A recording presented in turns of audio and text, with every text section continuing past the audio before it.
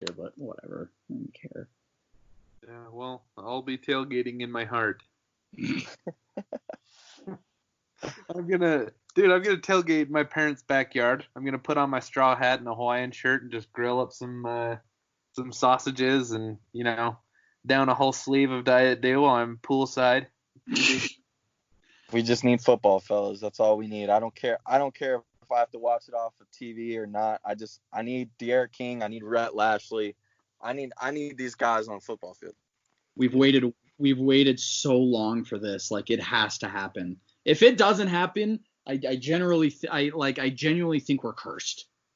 Oh, 100%. Like, there's some bad voodoo if we're not able to play football this year. Yeah. So I got a quick question for you guys. What are the odds? So, yeah, 1 to 10. That doesn't make sense. What are the odds that we end up next season with Rhett Lashley as the head coach and Garen Justice and Rob Likens as co-OCs? Or not next season, but the following year. Wait. Repeat that? Okay, so after next season, if Manny gets canned, that we end up with Rhett Lashley as the head coach, and then we just have like Justice and Likens as the co-offensive coordinators. Bro, I've been saying this. I really do think Rhett Lashley is going to be the head coach of the Miami Hurricanes. I wouldn't mind it. He's just him, Likens, and Justice. They're just like I feel like so many Miami like assistants and coaches have just been like kind of the same over and over and over again. Like, these guys are just different. Like, yeah. Dude, the energy that they brought into this program has just completely reinvigorated it after a crappy season. Yeah, exactly. I mean, you can't go 6-7 and then have the off season that we've had without having these kind of guys and that kind of attitude. Like, you could say whatever you want about Manny Diaz as a head coach, but the hiring of Rhett Lashley, I think, will be one of the most important hires like that the University of Miami has made since like in 20 years. Yeah. And I'll go further. I think that's the biggest hire that Manny Diaz has probably ever made in his career as a head coach so far. Because if you think about it, I mean, he is now all focused on the defense now because Rhett Lashley actually knows what he's doing. He's done this before, and he's got the right guys around him like we're seeing. So, I mean, if we have football this year, this is Manny Diaz's make or break year. I mean, it's either we're successful and he stays, or we're not and he gets canned. And like you guys said, I think I wouldn't mind Rhett Lashley as a head coach, but where I'm more worried is if we perform really well in offense, which I think we will, I could see a few NFL teams calling Rhett Lashley as well. Yeah, no, I can see that. Really, dude, if it's not Lashley, what we need to do is we just need to round up all the millions of dollars that we could possibly find in Miami and just go Godfather offer to Mario. We need Mario. 100%. I mean, I wouldn't be mad if Urban Meyer came, but whatever. Yeah, dude, we need Mario Cristobal as the head coach. Keep our same offense. Have Manny Diaz as DC, and then get new guys around him. And instead of the turnover chain, we're gonna have Café Bustelos, Café con Leches. I mean, we're gonna have it all. We're gonna be the Hispanics of college football. They're gonna have to make a whole month after us. We'll be drinking Cafecito on the sidelines after an interception. Oh, dude, I'm with it. I love it. Well, hey, Brad, thank you so much for coming on, brother. We love you, man, and hope you and your family are staying safe, bro. You guys as well, man. I appreciate it again. Like I said, happy to be on, and you guys stay safe out there. Go Canes. Thanks, man. Go Canes.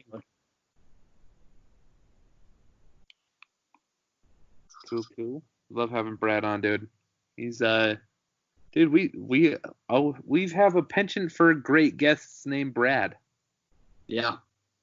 I wonder how that other Brad is doing. Well, our friend Brad, our best friend Brad. He's probably hanging out in his Miami penthouse with his Swedish girlfriend and his Hollywood contract, so I'm sure he's fine. And Braxton Berrios just like in the other bedroom, just taking a nap. Yeah, I'm sure he's doing okay. Oh, that's awesome. Okay, well, is our second guest ready to come on? Yeah, he is. Sweet. Yeah, let me give him a call. What's happening? What's going on? We now welcome on Kappa Cane on the show. He is a writer with me over at the State of the U. What's going on, man? Another day in paradise. Another day in paradise. How's this quarantine treating you? Quarantine's been good, man. I've been in my kitchen a lot, cooking. Fat Boy Eats, hashtag on Twitter. Dude, I've been seeing those pictures on Twitter. What's your go-to thing what's like your best thing that you cook? Wow, probably ribs. I can cook anything. I like to experiment, different meals, different sides. So cooking in different Traeger? ways. Do you have a Traeger or a smoker? No, I have a gas grill, and I use some wood pellets with that. And I get the smoked flavor. It's not a real smoker, but, it does. It improvises. Yeah, it does the job. Okay, well, there's a ton of things going on with the Canes right now. There's two things I kind of want to start with. I'm just going to start off with this. Okay. Jerrid Williams, offensive tackle from Houston in the transfer portal, and we also got baby Tua, his little brother. What are your thoughts on that? Who do you think we should go after? What are you thinking? Short answer, yes. I'd take them both. There's always a way around things in college football. So from what I'm understanding, there's the opportunity to bring Williams in under a 21 scholarship. Essentially, he'd walk on, and the first day of practice, they would immediately make him scholarship. That's the way around NCAA scholarship limits that have been, the cap that's been put on teams. And, having a tag in the family would never hurt us. But, it's my understanding a lot of people don't really care for him. They think he's overrated, et cetera. He comes from a good lineage. The kid was a 4-star. I believe Roman Kane did a breakdown. Our fellow writer did a breakdown earlier today on him. And he seems to be happy with his arm strength and his accuracy. So I'd take them both, to be honest with you. Yeah, I don't understand everyone's hesitation and just kind of like waving off Tagovailoa. Like, the kid has a really good arm. Do you think that he could come in and compete for a starting job in 2021? I think he does have the ability to do it.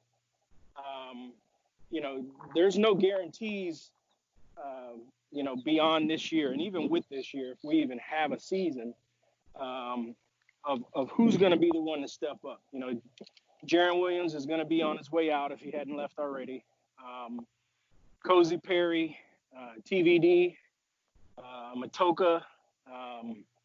Who else do you really have? So you got a handful of guys. Martell. Yeah, well, you know how that is. I don't think he's ever going to get a shot at quarterback, to be honest with you, not at Miami. For whatever reason, it didn't work out. And, he seems to be a team player for the most part, wanting to contribute any way he can. But taking those, extended absences, et cetera, during the season, that kind of hurts inside the locker room. So that was definitely a rough time. Yeah.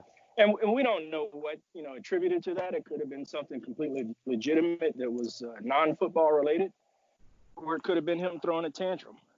I don't have any insight into what that was, but the coaches seem to accept it and allow it. So, who am I to argue? It might have just been Kiki Paso, his girlfriend, just saying, hey, we need to go on a vacation right now. Who knows? If that was the case, I'd be upset because, Yeah. I'm a football fan first. Absolutely. I'm a Tate stan. I love Tate, and you're right. It might not work out. But just for the record, like I heard some secondhand stuff, so take it with a grain of salt that it was fairly legitimate. Okay. But who knows? We'll see what happens with Tate. I'm very excited about Tyler Van Dyke though, so I'm not going to complain if Tate isn't the guy next season. Right. Well, I've been posing the question to quite a few of my buddies online. who's your starting quarterback versus Bama? Because King's going to be gone, and everybody's for the most part saying Perry. We've seen that show before. Hope not. And, not to say that he's not a good kid or a decent football player, but hopefully he gets in there with Rhett and he can show him a thing or two, and I guess give him the confidence that he needs, because he seems to have all of the physical skills and attributes, but he seems to doubt himself at times, and he makes some mental mistakes there that end up costing us. Yeah, it's just been so up and down that it's just so frustrating. I mean, you look at him like his 2018 against Florida State. I mean, he led that comeback, and then this past year, like when we're at Pitt, he's just the worst quarterback you've ever seen. I personally think I actually have him starting against Bama again in 2021. Really? I do. I really do. I think he's going to flourish in Rhett Lashley's offense. I think this system really fits his skill set. I think it's kind of similar to what he did and what he ran in high school. But I'm hearing really good things about Tyler Van Dyke as well. I mean, we've all hyped him up to be the savior and the next big time thing at Miami. So I think it's going to be a hell of a quarterback competition, especially if we get Tagovailoa as well, which I do think we do. Yeah, I've said this a few times, but it's not that I dislike Cozy. I just feel kind of like what you were saying, Kappa Cane. Like I feel like we've seen that before. If he proves me wrong, if Rhett Lashley kind of unlocks his potential and he comes out and balls out for us, like I'll be the happiest guy on the planet. But I will be less confident going into that Bama game if Cozy is the starter. I feel like we know what we have with him, and it's not something that we can win big with. Mm-hmm. Yeah, and I'll say this: I love the kid. I know him, known him for a few years now. I don't have anything against him, personally or as a football player. It's just, we've seen him play, and as you mentioned, he's kind of shrunk at times in key moments. And, in all fairness, he hasn't had the most support from his offensive coordinator or his quarterback coaches. So hopefully third time will be a charm for him. I'd love to see him flourish. If he's the guy that we roll out, against Bama, I'll be rocking a number 5 and screaming, at my television. But, if we have, I've seen, a TBD at Paradise Camp, and he threw the ball really well. He has a lot of confidence.